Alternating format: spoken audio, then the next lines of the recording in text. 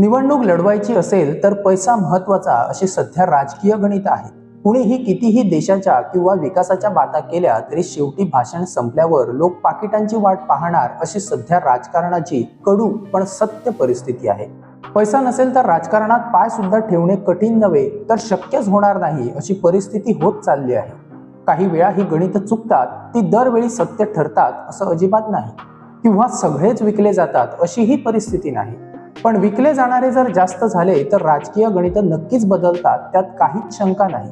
निवडणूक म्हणजे पैसा जोडायची वेळ असं काही जण समजतात, तर निवडणूक लढवणारे ती पैशाची उधळपट्टी गरजेची असे मानले जाते। मुद्द्याकडे वळण्यापूर्वी एक विनंती, जर आमचे व्हिडिओ तुम्हाला आवडत असतील तर आमचे चॅनल सबस्क्राईब करायला विसरू नका। आत्ताच सबस्क्राईब करा आणि बेल आयकॉन नक्की प्रेस करा। पेडणेकरांचे सध्या अच्छे दिन आले आहेत अशी पेडण्यात चर्चा सुरू आहे आणि त्याचं कारणही तसंच। पेडणे आता मागासवर्गीय अजिबात राहिलेला नाही। पेडण्यात आता करोडपती आपले आयुष्य अजमावायला आले आहेत। त्यांच्याकडे पैसा म्हणे खूप आहे, आता फक्त हवी सत्ता। सरकारी नोकरी मिळवली, आता आमदारकी मिळवायची आहे। यातूनच सगळी राजकीय गणित सुरू झाली आहेत अशी चर्चा आहे। पैसा आहे आणि राजकारण सध्या व्यवसाय झालाय अशी त्यांची भावना आहे। कारण सरकारी सेवेत असताना कुणाला कसे हप्ते द्यावे लागतात हे त्यांनी याआधी पाहिलं आहे। त्यामुळे ते हप्ते आता स्वतःच्या खिशात कसे येतील याची गणित जुळवली जात आहे। कधी काळी पेडण्यात शेतकरी आमदार होता, आज त्याच पेडण्यात उच्च शिक्षित डॉक्टर, इंजिनियर आपले नशीब अजमावण्याच्या शर्यतीत आहेत। पेडण्यात सध्या 2 उमेदवार चांगले पैसेवाले असल्याची चर्चा पेडण्यात नाक्यानाक्यावर सुरू आहे। कुणाकडे जास्त पैसा आहे त्याचा आदमास लावून काही जण त्याचे कार्यकर्ते बनण्याच्या नादात व्यस्त आहेत। त्यांचं म्हणणं ऐकल्यावर पटण्यासारखं। त्यांचा एकच विषय आहे की या माणसांनी इतकी वर्षे आम्हाला एका प्रकारे लुबाडूनच पैसा केला, मग त्यातले थोडेफार आम्ही खाल्ले तर त्यात काय वाईट झालं। त्यांचं म्हणणं योग्य आहेच, नाही कसं म्हणणार। सध्या म्हणे 2 व्यक्ती निवडणुकीपूर्वी 7 ते 8 कोटी मोडण्याच्या तयारीत आहेत। हे दोघेही उमेदवार सरकारी नोकरीत होते। हे त्यांचे राजकीय बजेट निवडणुकी आधीचे, निवडणुकी वेळी सुद्धा धरून 15 ते 18 कोटी खर्च करण्याची त्यांची कुवत आहे।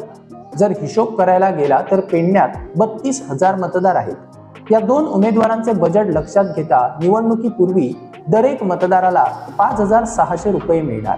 त्याबाहेर खत, बियाणं, ट्रॅक्टर आणि इतर गोष्टी इतरांकडून देखील सुरूच आहेत। त्याबाहेर इतर उमेदवारही आहेत, त्यांनी किती बजेट वेगळं काढून ठेवलं अजून माहीत नाही। त्या दोन्ही उमेदवारांचे आणि आदल्या एका आमदाराचे पूर्ण बजेट लक्षात घेता 32 कोटींचा आकडा नक्कीच पार होतो। त्यामुळे दरेक मतदाराला 10,000 मिळण्या इतके बजेट आहे। आता हा पैसा कोणाच्या खिशात जाणार ते माहीत नाही। सगळेच अजिबात विकले जाऊ शकत नाही, त्यामुळे त्यांचा वाटा इतरांवर वाटून घालू येतो। पण विकले जाऊ शकत नाही असे मात्र शेवटी खूप कमी असणार। त्यांच्या मतांनी चांगला उमेदवार निवडून येणार अशी अपेक्षा ठेवणे मूर्खाचा बाजार ठरल्याशिवाय राहणार नाही। दुसरीकडे यांच्याकडे एवढा पैसा आला कुठून याची चौकशी होण्याची गरज होती, कारण हे सरकारी सेवेत असलेले अधिकारी। पण नाही, हे उमेदवार सरकार विरोधात अजिबात जाणार नाही, कारण त्यांना माहीत आहे त्यांनी कसा पैसा केलाय याची जाणीव सध्याच्या सरकारमधील लोकांना आहे। त्यामुळे जर त्यांनी विरोधात जाण्याची हिंमत केली तर त्यांची नंतर चौकशी नक्कीच होणार।